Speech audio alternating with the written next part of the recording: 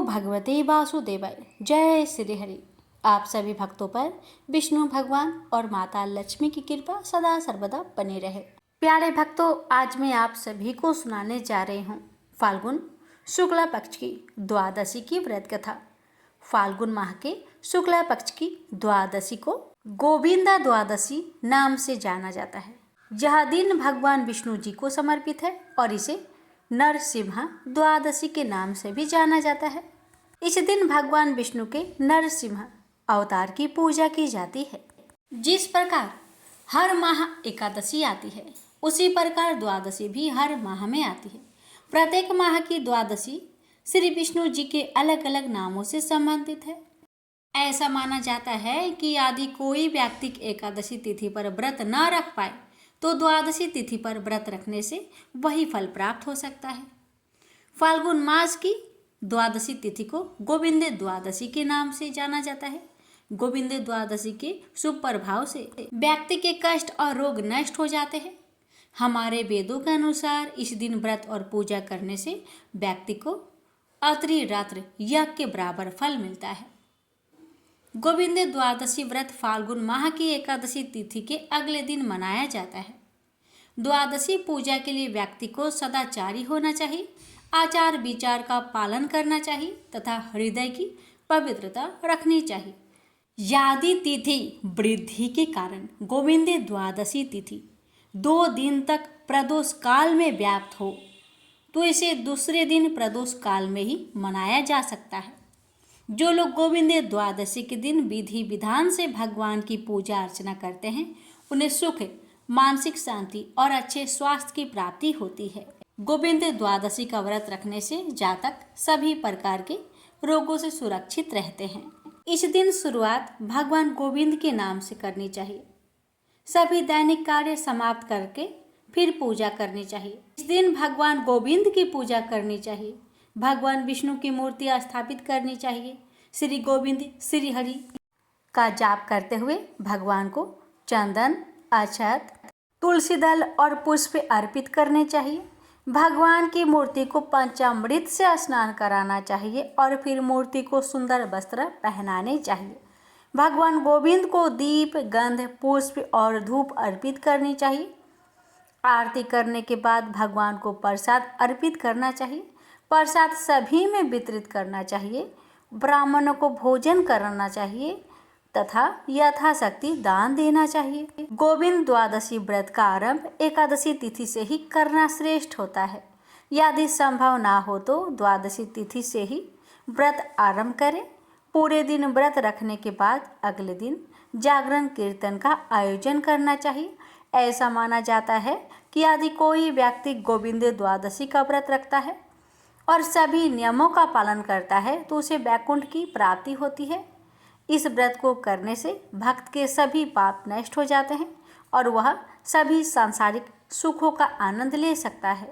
अब आइए रसपान करते हैं गोविंद द्वादशी की महात्म्य कथा। गोविंद द्वादशी के दिन भगवान विष्णु जी की कथा सुननी चाहिए। इस दिन गीता का पाठ करने से बंधनों से मुक्ति मिलती है।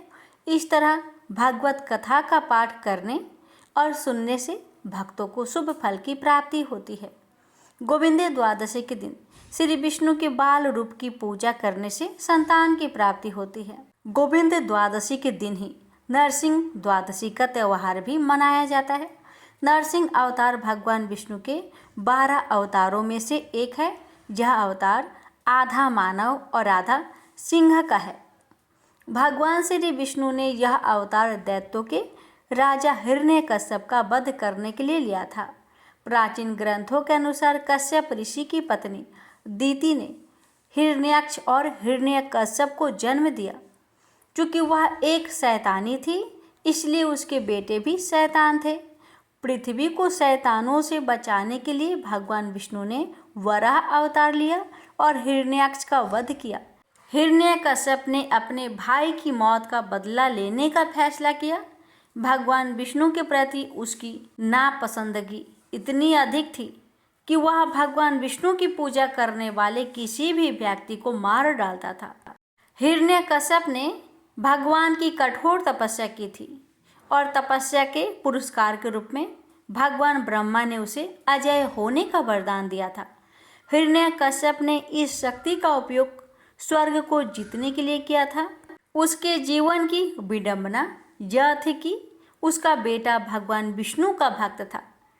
नतीजाजनक हिरण्यकश्यप ने अपने बेटे प्रहलाद को नापसंद करता था और वास्तव में उसने कई बार प्रहलाद को मारने की कोशिश की।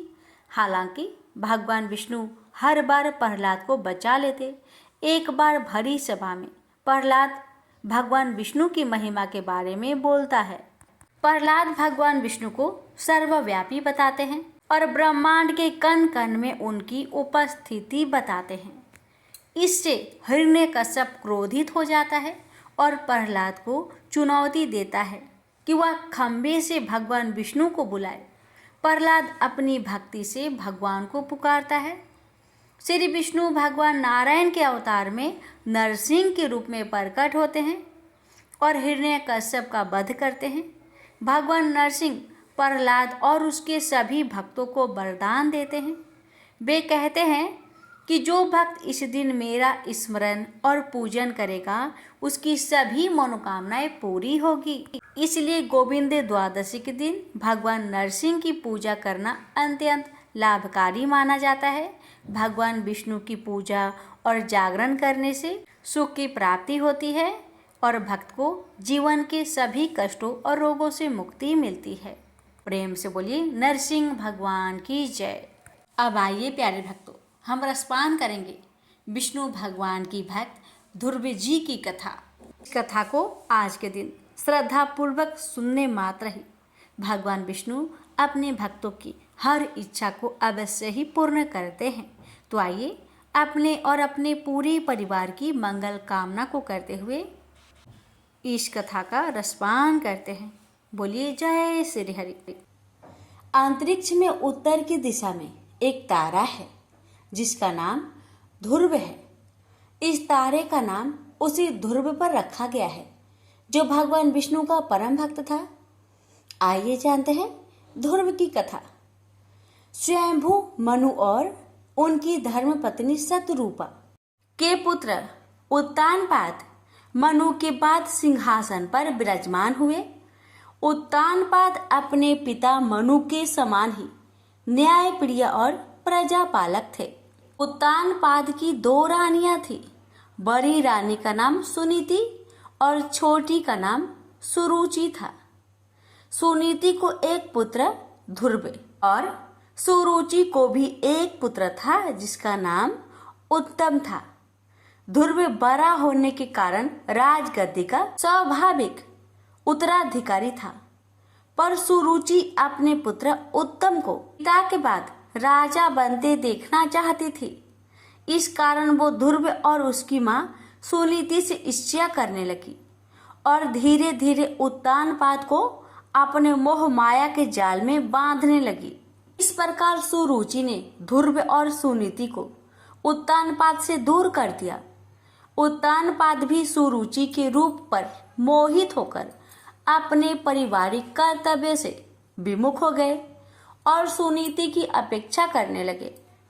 एक दिन बालक ध्रुव पिता से मिलने की जिद करने लगा।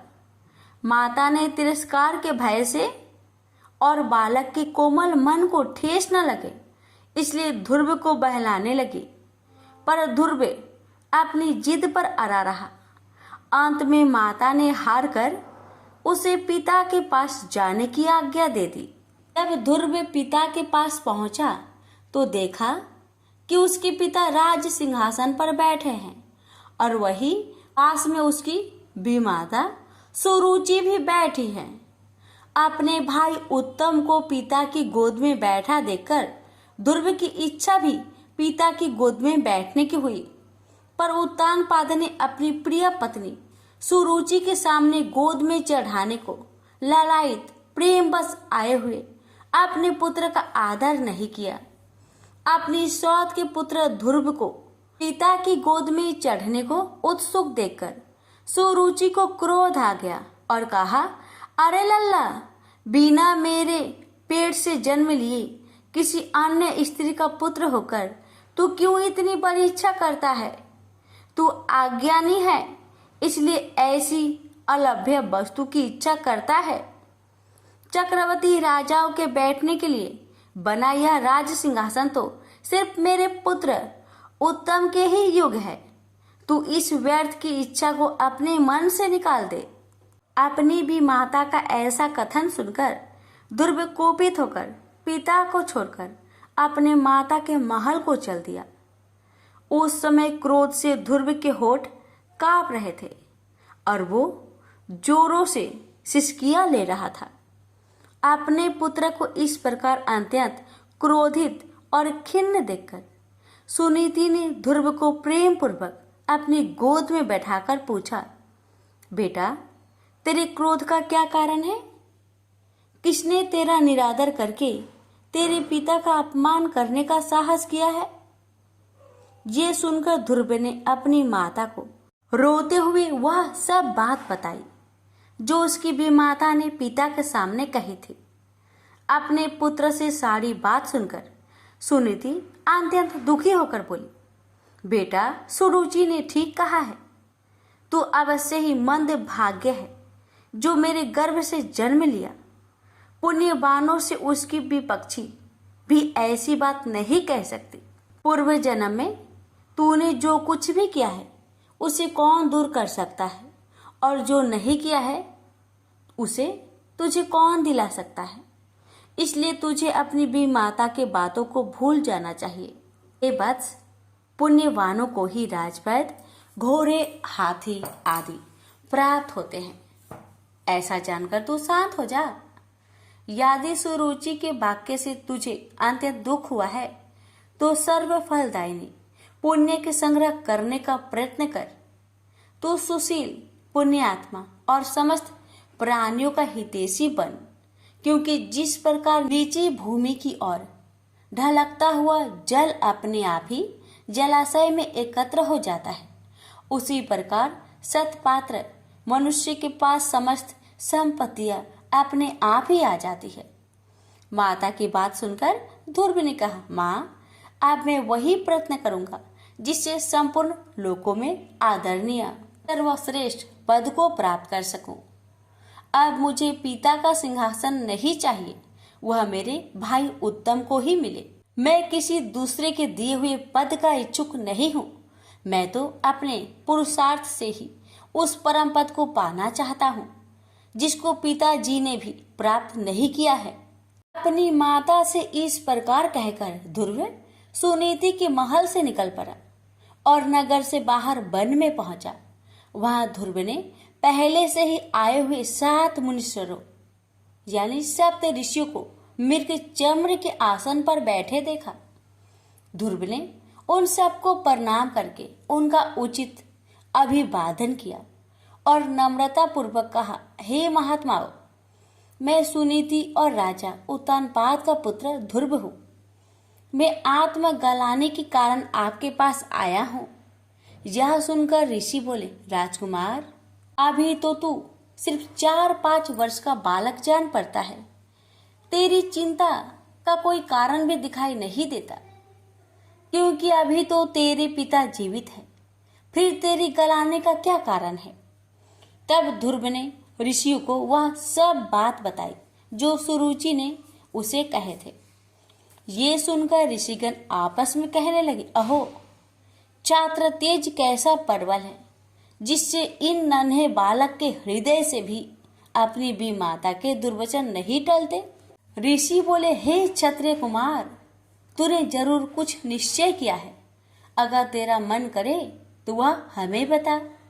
हे तेजस्वी, हमें ये भी पता कि हम तेरी क्या सहायता करें। ध्रुव ने कहा, हे मुनिगण, मुझे ना तो धन की इच्छा है और ना ही राज्य की। मैं तो केवल एक उसी स्थान को जाना चाहता हूँ जिसको पहले किसी ने न भोगा हो। हे मुनि श्रेष्ठ, आप लोग बस मुझे यह बता दे कि क्या करने से मुझे वह श्रेष्ठ स्थान प्राप्त हो सकता है। ध्रुव के इस प्रकार पूछने पर सभी ऋषिगण एक एक करके ध्रुव को उपदेश देने लगे। मरीचि बोले, हे राजपुत्र, बिना नारायण की आराधना किए मनुष्य को वह श्रेष्ठ स्थान नहीं मिल सकता, अतः तू उनकी ही आराधना कर। अत्रि बोले, जो परा आकृति से भी पड़े हैं वे परम पुरुष नारायण जिससे संतुष्ट होते हैं उसी को वह अक्षय पद प्राप्त होता है, यह मैं एकदम सच कहता हूँ। अंगिरा बोले, यदि तू अग्र स्थान का इच्छुक है तो जिस सर्वव्यापक नारायण से यह सारा जगत व्याप्त है तू उसी नारायण की आराधना कर। पुलस्त्य बोले, जो परम ब्रह्मा, परम धाम और परम स्वरूप है, उन नारायण की आराधना करने से मनुष्य अति दुर्लभ मोक्ष पद को भी प्राप्त कर लेता है। पुलह बोले, हे सुव्रत, जिन जगतपति की आराधना से इंद्र ने इंद्र पद प्राप्त किया है, तू उन यज्ञपति भगवान विष्णु की आराधना कर। क्रतु बोले, जो परम पुरुष, यज्ञ पुरुष, यज्ञ और युगेश्वर है, उन जनार्दन के संतुष्ट होने पर कौन सी वस्तु दुर्लभ रह जाती है।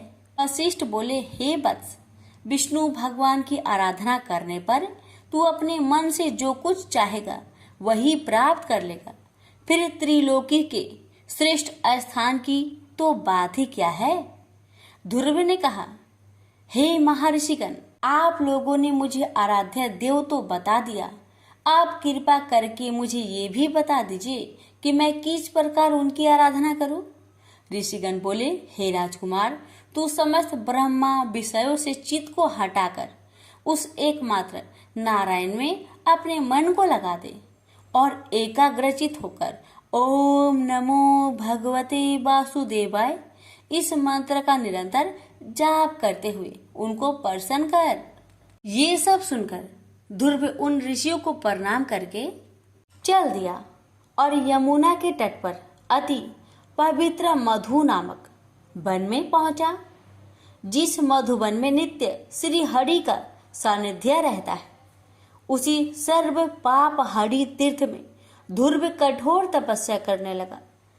इस प्रकार दीर्घ काल तक कठिन तपस्या करने से ध्रुव के तपोबल से नदी, समुद्र और पर्वत सहित समस्त भूमंडल अत्यंत क्षुब्ध हो गए और उनके क्षुब्ध होने से देवताओं में खलबली मच गई। तब देवताओं ने अत्यंत व्याकुल होकर इंद्र के साथ परामर्श करके ध्रुव का ध्यान भंग करने का आयोजन किया। देवताओं ने माया से कभी हिंसक जंगली पशुओं के द्वारा तो कभी राक्षसों के द्वारा ध्रुव के मन में भय उत्पन्न करने की कोशिश की, परंतु विफल रहने पर ध्रुव की माता के रूप में भी उसका ध्यान भंग करने का प्रयत्न किया, पर ध्रुव एकाग्रचित होकर सिर्फ भगवान विष्णु के ध्यान में ही लगा रहा और किसी की ओर देखा तक नहीं। जब सब प्रकार के प्रयत्न विफल हो गए तो देवताओं को बड़ा भय हुआ और सब मिलकर श्री हरि की शरण में गए। देवता बोले, हे जनार्दन, हम उत्तानपाद के पुत्र की तपस्या से भयभीत होकर आपकी शरण में आए हैं। हम नहीं जानते कि वह इंद्रपद चाहता है या उसे सूर्य, वरुण या चंद्रमा के पद की अभिलाषा है। आप हम पर प्रसन्न होइए और उसे तप से निवृत्त कीजिए। श्री भगवान बोले, हे देवगण, उसे इंद्र, सूर्य, वरुण, कुबेर आदि किसी की पद की अभिलाषा नहीं है। आप सब लोग निश्चिंत होकर अपने स्थान को जाइए।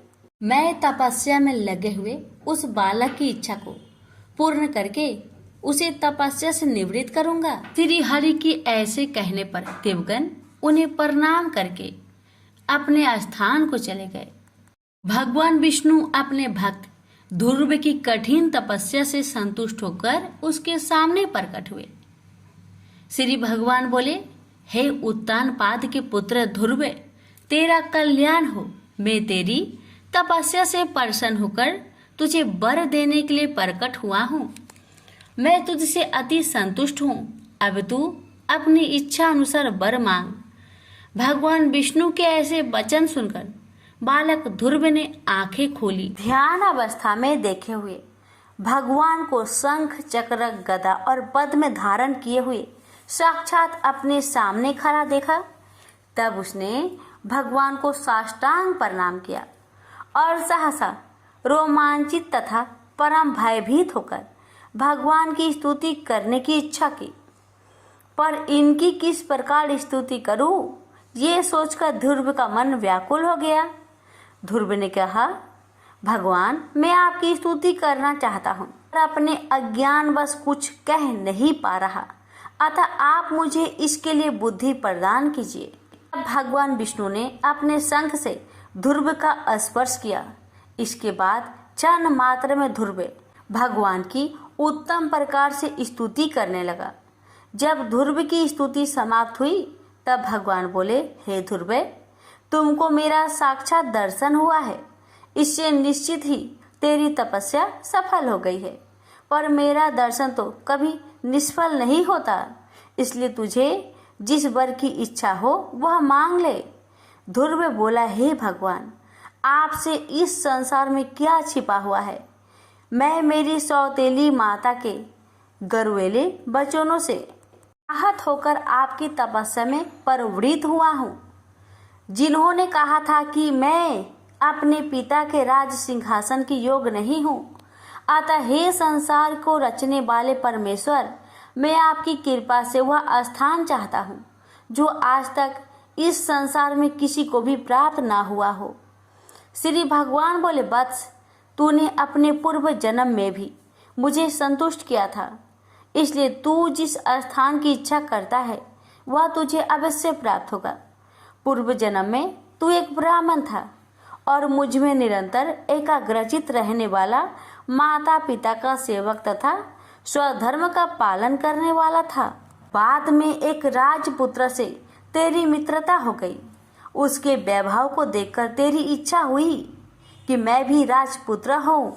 अतः हे ध्रुव, तुझको अपनी मनोवांछित इच्छा प्राप्त हुई। जिस स्वयंभू मनु के कुल में किसी को स्थान मिलना अति दुर्लभ है, उन्हीं के घर में तूने उत्तानपाद के यहाँ जन्म लिया। जिसने मुझे संतुष्ट किया है उसके लिए इस संसार में कुछ भी असंभव नहीं है। मेरी कृपा से तू निश्चय ही उस स्थान को प्राप्त करेगा जो त्रिलोकी में सबसे उत्कृष्ट है और समस्त ग्रहों और तारा मंडल का आश्रय है। मेरे प्यारे भक्त ध्रुव, मैं तुझे वह निश्चल ध्रुव स्थान देता हूँ जो सूर्य, चंद्र आदि ग्रहों, सभी नक्षत्रों और सप्त ऋषियों से भी ऊपर है।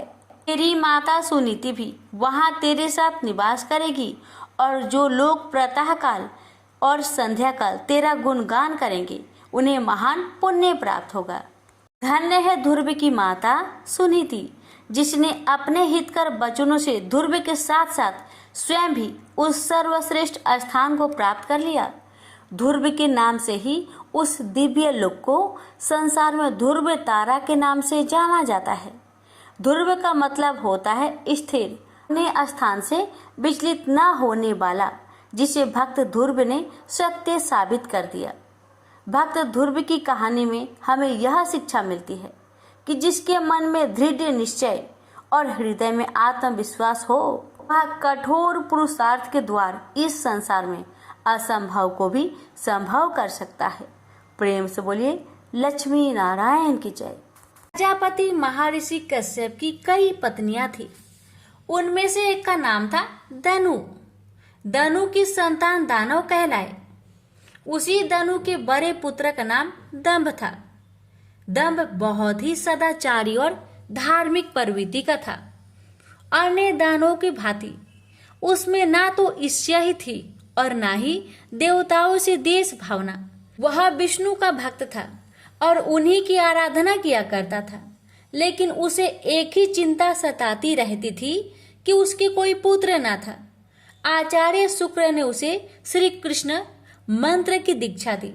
दंभ ने दीक्षा पाकर पुष्कर में महान अनुष्ठान किया। अनुष्ठान सफल हुआ। उसके अनुष्ठान से प्रसन्न होकर भगवान विष्णु प्रकट होकर बोले, बस मैं तुम्हारे अनुष्ठान से प्रसन्न हूं, पर मांगो। दंभ बोला, भगवान, यदि आप मेरी तपस्या से प्रसन्न है तो मुझे ऐसा पुत्र दे जो आपका भक्त हो और त्रिलोक की जय हो। उसे देवता भी युद्ध में ना जीत सके, भगवान विष्णु ने तथास्तु कहा और अंतर्ध्यान हो गए और दंभ पर संचित अपने घर लौट आया। गोलोक में श्री राधा ने श्री कृष्ण पार्षद श्री दामा को असुर होने का श्राप दिया था। श्राप मिलने पर वही दंभ की पत्नी के गर्भ में आया। जन्म होने के पश्चात दंभ ने अपने उस पुत्र का नाम शंखचूड़ रखा। जब वह कुछ बड़ा हुआ तो दंभ ने उसे मुनि जैगी शिष्य की देख रेख में रख दिया। मुनि जैगी शिष्य ने उसे शिक्षा दीक्षा दी। अपनी कुमार अवस्था में ही शंखचूड़ पुष्कर में पहुंचा और उस महान धार्मिक तप स्थली में ध्यान मग्न रहकर वर्षों तक ब्रह्मा जी की तपस्या करता रहा। उसकी घोर तपस्या से प्रसन्न होकर ब्रह्मा जी प्रकट होकर बोले, वत्स, मैं तुम्हारी तपस्या से प्रसन्न हूँ, वर मांगो। पितामह, मुझे ऐसा वरदान दीजिए कि मुझे देवता पराजित ना कर सके। शंखचूड़ ने कहा। ब्रह्मा जी ने उसे ऐसा ही वरदान दिया और श्री कृष्ण कवच प्रदान करते हुए उसे आदेश दिया, शंखचूड़, तुम बद्रिका आश्रम चले जाओ, वहां तुम्हारा भाग्य का सितारा उदय होने की प्रतीक्षा कर रहा है। आदेश मानकर शंखचूड़ बद्रिका आश्रम पहुंचा। वहां महाराज धर्मध्वज की पुत्री तुलसी भी तपस्या कर रही थी। दोनों का आपस में परिचय हुआ और ब्रह्मा जी की इच्छा अनुसार दोनों का विवाह हो गया। अपनी पत्नी को लेकर शंखचूड़ पुनः दैत्यपुरी लौट गया। शुक्राचार्य ने उसे दानवों का अधिपति बना दिया। सिंहासन पर बैठते ही उसने अपना साम्राज्य बढ़ाने के लिए देवलोक पर चढ़ाई कर दी। ब्रह्मा जी के वरदान के कारण वह अजय हो चुका था। देवताओं को उसे हराने में कोई कठिनाई नहीं हुई। उसने अमरावती पर कब्जा जमा लिया। इंद्र अमरावती छोड़कर भाग निकले। देवता उसके डर से कंदराओं में जा छुपे। शंखचूड़ तीनों लोकों का शासक हो गया और सब लोकपालों का कार्य भी उसने संभाल लिया। उसने अपनी प्रजा की भलाई के लिए अनेक कार्य किए। प्रजा उससे बहुत प्रसन्न थी। सर्वत्र सुख और शांति थी, क्योंकि शंखचूड़ स्वयं भी कृष्ण भगवान का भक्त था। अतः उसकी प्रजा भी भगवान कृष्ण पर पूरी आस्था रखने लगी। उसके राज्य से अधर्म का नाश हो गया। प्रजा इंद्र और देवताओं को भूलने लगी। इससे देवताओं को बहुत क्षोभ हुआ। इंद्र पितामह ब्रह्मा के पास पहुंचकर बोले, पितामह, आपने शंखचूड़ को अभय होने का वरदान देकर उसे निरंकुश बना दिया है। वह अमरावती पर कब्जा जमाए बैठा है। देवता डर डर की ठोकरें खा रहे हैं। हमें बताए हम क्या करें। पितामह बोले, सुरेंद्र, शंखचूड़ धार्मिक और रीति से अपना शासन चला रहा है। प्रजा उससे प्रसन्न है। उसके राज्य में प्रजा सुखी और संपन्न है। हमें उससे कोई शिकायत नहीं है।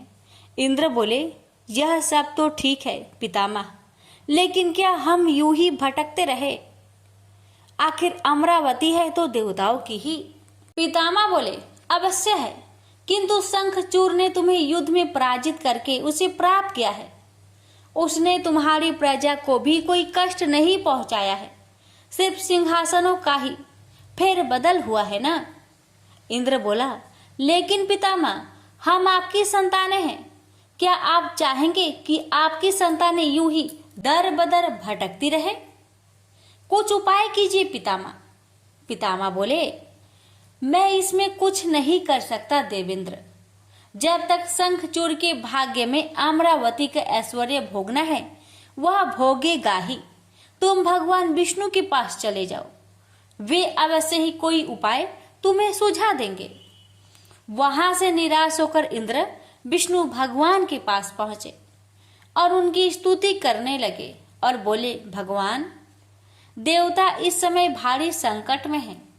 ब्रह्मा जी ने अपनी असमर्था जाहिर करके मुझे आपके पास भेज दिया है। कुछ कीजिए प्रभु, अन्यथा संपूर्ण देव जाति ही नष्ट हो जाएगी। विष्णु भगवान बोले, पितामह का कहना ठीक है। मैं भी अकारण शंखचूड़ के संबंधों में हस्तक्षेप करना पसंद नहीं करता। उसकी सारी प्रजा कृष्ण भक्त है और कृष्ण मेरा ही प्रति स्वरूप है। मैं अपने भक्त पर कष्ट होते नहीं देख सकता, लेकिन निराश होने की आवश्यकता नहीं। सूर्यराज, तुम भगवान शिव के पास चले जाओ और उन्हीं से कोई उपाय पूछो, वे अवश्य तुम्हारे कष्ट का निवारण कर देंगे। विष्णु भगवान की बात सुनकर इंद्र निराश भाव से बैकुंठ से निकल आए। अंत में वह भगवान शिव के पास कैलाश पर्वत न जाकर शिवलोक पहुंचे और भगवान शिव की स्तुति करके अपने आने का प्रयोजन बताया। भगवान शिव ने उसकी बात सुनी और उसे आश्वस्त किया। धैर्य रखो सूर्यराज, तुम्हारा सिंहासन तुम्हें अवश्य प्राप्त होगा। मैं गंधर्वराज चित्ररथ को अभी दूत बनाकर शंखचूड़ के पास रवाना करता हूँ। शिव के आदेश अनुसार गंधर्वराज चित्ररथ शंखचूड़ के राजधानी पहुंचा। उस समय शंखचूड़ अपने सिंहासन पर विराजमान था। चित्ररथ ने उसका अभिवादन करने के पश्चात अपने आने का कारण बताया। दैत्यराज, मैं गंधर्वराज चित्ररथ हूँ और भगवान शिव का एक संदेश लेकर आपके पास आया हूँ। यह सुनकर शंखचूड़ के चेहरे पर आश्चर्य झलक आया। शिव के दूत को सामने पाकर वह सिंहासन से उठकर बोला, मेरा अहोभाग्य है कि भगवान शिव ने मुझे किसी योग समझा। आप संदेश सुनाए। क्या संदेश भेजा है भगवान रुद्र ने? गंधर्वराज बोला, दैत्यराज, भगवान शिव का संदेश है कि तुम देवताओं का राज्य उन्हें वापस लौटा दो और उनके अधिकार उन्हें दे दो। भगवान शिव ने देवों को अभय होने का वचन दिया है। शंखचूड़ बोला, गंधर्वराज, भगवान शिव से मेरा प्रणाम कहना और उनसे कह देना कि शंखचूड़ के हृदय में आपके लिए बहुत ही ज्यादा श्रद्धा है, परंतु यदि उन्होंने इंद्र के बहकावे में आकर मुझे दंडित करने का निश्चय किया है तो मैं उनकी बात नहीं मानूंगा और उनसे भी युद्ध करने के लिए तैयार हो जाऊंगा। चित्ररथ वापस लौटा और उसने भगवान शंकर को शंखचूड़ का उत्तर सुनाया। यह सुनकर शिव क्रोधित हो गए और अपने गणों को युद्ध का आदेश दे दिया। उधर शंखचूड़ ने अपने पुत्र का अभिषेक कर उसे दानवाधिपति बना दिया और अपनी पत्नी से बोला, मैंने युद्ध स्वीकार कर लिया है देवी, ईश्वर करे युद्ध में हमारी विजय हो। अब मुझे अनुमति दो, मेरी सेनाएं तैयार है। शंखचूड़ अपनी सेनाओं लेकर युद्ध भूमि में जा पहुंचा। दोनों सेनाओं गोमतत्र पर्वत के समीप एक दूसरे के आमने सामने आ खड़ी हुई। भगवान शिव ने शंखचूड़ के पास एक बार फिर संदेश भेजा कि वह नादानी ना करे और युद्ध से दूर रहकर उनकी बात मान ले, किंतु शंखचूड़ न माना और दोनों सेनाओं में घनघोर युद्ध छिड़ गया। भगवान शिव और शंखचूड़ आमने सामने डट गए। दोनों में अनेक अस्त्र शस्त्रों से युद्ध होने लगा। फिर भगवान शिव ने जैसे ही शंखचूड़ का वध करने के लिए त्रिशूल उठाया तो आकाशवाणी हुई, देवाधिदेव आप प्रलयंकर है, सर्वसमर्थ है, किंतु आपको मर्यादा की रक्षा करनी चाहिए। श्रुति की मर्यादा को नष्ट ना करे। जब तक शंखचूड़ के पास हरि का कवच है और जब तक उसकी पतिव्रता पत्नी मौजूद है तब तक उस पर बुढ़ापा नहीं आ सकता और ना ही उसकी मृत्यु हो सकती है। आकाशवाणी के खत्म होते ही शिव का त्रिशूल अपने आप रुक गया। तभी भगवान विष्णु प्रकट हुए। शिव से बोले, भगवान आपने तो मुझे बड़े धर्म संकट में डाल दिया है। आप ही ने तो इंद्र को मेरे पास भेजा और जब मैंने उसे अभय करने के लिए युद्ध आरंभ किया तो अब आपका ही कवच आड़े आ रहा है। अब आप ही कोई उपाय सोचिए। विष्णु बोले, शंखचूड़ के श्राप का समय अब समाप्त होने ही वाला है। भगवान अब इसे असुर योनि से मुक्त करके गोलोक भेजना पड़ेगा। यह कृष्ण भक्त है और कृष्ण मेरा ही प्रति स्वरूप है, अतः इसे वापस गोलोक भेजना होगा। फिर विष्णु ने एक ब्राह्मण का वेश धारण किया और शंखचूड़ के पास पहुंचकर बोले, दानवराज, मैं एक निर्धन ब्राह्मण हूँ, कुछ पाने की आस के लिए आपके पास आया हूँ। शंखचूर बोला, मांगो वृषभवर, जो भी मेरे पास है उसे दे देने में मुझे किंचित भी विलंब नहीं लगेगा। मेरा सिर भी मांगोगे तो वह भी देने से मैं इनकार नहीं करूंगा। आप आदेश तो दो। ब्राह्मण भेषधारी विष्णु बोले, दैत्यराज, मुझे आपका सिर नहीं, आपका कवच चाहिए। बोलिए, देंगे अपना कवच। शंखचूर ने अपना कवच उतारकर ब्राह्मण भेषधारी विष्णु को सौंपते हुए कहा, अवश्य यदि भगवान कृष्ण की ऐसे ही इच्छा है तो ऐसा ही होगा। आप कवच ले जाइए। ब्राह्मण भेषधारी विष्णु कवच लेकर दैत्यपुरी पहुंचे। फिर उन्होंने शंखचूर का भेष धारण किया और राजमहल में जाकर शंखचूर की पत्नी तुलसी के पास पहुंचे। तुलसी ने उन्हें अपना पति ही समझा और उनका स्वागत किया। उस रात विष्णु शंखचूर के महल में ही ठहरे। अचानक ही पतिव्रता तुलसी को धोखे का आभास हुआ। वह चौंक कर बिस्तर से उठी, बोली, कौन है तू और मेरे साथ छल करने का तुम्हें साहस कैसे हुआ? जल्दी बोल, अन्यथा अपने पतिव्रत तेज से अभी भस्म करती हूँ। विष्णु अपने वास्तविक रूप में प्रकट हो गए। उन्होंने तुलसी को समझाते हुए कहा, सुनो जी, तुम्हारे पति का समय पूरा हुआ। एक श्राप के कारण ही उसे असुर योनि में आना पड़ा था। अब से वह गोलोक में रहेगा, क्योंकि तुम्हारा पतिव्रत धर्म ही उसकी रक्षा कर रहा था। इसलिए मुझे छल करके तुम्हें कलुषित करना पड़ा। तुलसी रोते हुए बोली, यह आपने अच्छा नहीं किया भगवान। क्यों मेरे साथ छल करके मेरा अस्तित्व नष्ट किया? मैं श्राप देती हूँ कि आज से आपको भी पत्थर बन जाना पड़ेगा। आप में दया ममता नहीं है, आप पत्थर है, पत्थर।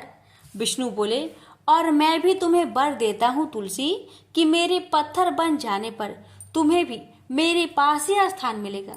भविष्य में लोग तुलसी और शालिग्राम की पूजा करेंगे। तुलसी के बगैर शालिग्राम की पूजा अधूरी रहेगी। उसके बाद विष्णु अंतर्ध्यान हो गए और युद्ध भूमि में खड़े शिव को अपनी दिव्य शक्ति से सब कुछ बता दिया। शंखचूर और शिव में पुनः युद्ध आरंभ हो गया, किंतु तुलसी के पतिव्रत धर्म नष्ट हो जाने से शंखचूर की शक्ति घट गई थी। अतः शिव ने अपना त्रिशूल उसकी ओर फेंका तो वह सीधा शंखचूर की हृदय स्थल को बेध गया। वातावरण में हजारों बिजलियां एक साथ कौंध गई। चारों दिशाएं कांप उठी और देखते ही देखते शंखचूर धरती पर जा गिरा। गिरते ही उसके प्राण पेखरू उड़ गए। श्राप से मुक्ति मिलते ही श्री दामा गोलोक जा पहुंचा।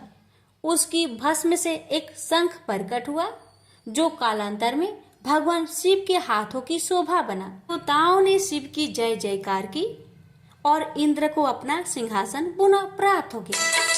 प्रेम से बोलिए, हर हर महादेव। माता पार्वती की जय, लक्ष्मी नारायण की जय, तुलसी माता की जय, शालिग्राम भगवान की जय। अब रसपान करें गणेश भगवान जी की व्रत कथा। एक सास बहू थी।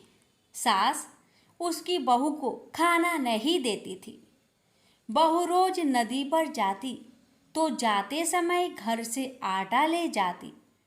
नदी के पानी से आटा गूंथती। गणेश जी भगवान के मंदिर के दीपक से घी लेती। भोग में से गुड़ लेती। पास के शमशान में बाटी सेकती। बाटी में घी गुड़ मिलाकर चूरमा बनाती और गणेश जी भगवान के भोग लगाकर खुद जीम लेती। ऐसा करते बहुत दिन हो गए। यह देखकर गणेश जी भगवान को बहुत आश्चर्य हुआ और उन्होंने अपने नाक पर उंगली रख ली। बहू तो घर आ गई, परंतु जब दूसरे दिन मंदिर के पट खुले तो लोगों ने देखा गणेश जी भगवान की नाक पर उंगली है, तो मंदिर में भीड़ एकत्रित हो गई। गांव के लोगों ने हवन पूजा की, पर गणेश जी भगवान ने उंगली नहीं उतारी। तब सारे गांव में कहलवा दिया कि जो कोई गणेश जी भगवान के नाक से उंगली हटावेगा उसे राजा जी सम्मानित करेंगे। बहू ने सास से कहा, सासू जी मैं कोशिश करूंगी। तब सास बोली, इतने बड़े बड़े पंडित विद्वान कोशिश कर लिए तो क्या करेगी। सब लोग मंदिर के बाहर एकत्रित हो गए। बहू घूंघट निकालकर अंदर गई, पर्दा लगाया। लोग गणेश जी से हाथ जोड़कर बोले, हे विघ्नहर्ता, मेरे घर से आटा लाती, लोगों को चढ़ाया, घी गुड़ लेती, शमशान में बाटी सेकती, उससे आपको क्या आपत्ति हुई? आपको मुंह से उंगली हटानी पड़ेगी। गणेश जी ने सोचा, इसकी बात तो माननी पड़ेगी। इसने पहले मेरे भोग लगाया, यह तो मेरी भक्त है। गणेश जी भगवान ने उंगली हटा ली और बहू को आशीर्वाद दिया कि इस गांव में सभी प्रेम से रहेंगे। बहू मंदिर से बाहर आई। सब गांव वालों ने कहा, बहू तूने उंगली कैसे हटवाई? तू तो जादूगरनी है। तब बहू ने सारी बात गांव वालों को बताई कि मेरी सास मुझे खाना नहीं देती थी। तब मैं घर से आटा लाकर नदी के पास पानी से आटा लगाकर बाटी बनाकर शमशान में सेककर गणेश जी के दीपक से घी, प्रसाद में से गुड़ चुराकर गणेश जी की भोग लगाकर खुद खा लेती। इसलिए गणेश जी को आश्चर्य हुआ और उन्होंने नाक पर उंगली रख ली और मेरी प्रार्थना पर उंगली हटा ली और मुझे वरदान दिया कि अब से इस गांव में सब प्रेम से रहेंगे। हे गणेश जी भगवान, जैसे बहू का मान बढ़ाया, वैसे जो भक्त आपकी इस कथा को बड़े ही श्रद्धा भाव से श्रवण करे, उन सबका मान बढ़ाना, रक्षा करना, घर में अन्य धन का भंडार भरना। प्रेम से बोलिए, गणेश जी महाराज की जय। गणेश भक्त से हमारी निवेदन है कि इस कथा को शेयर अवश्य करें।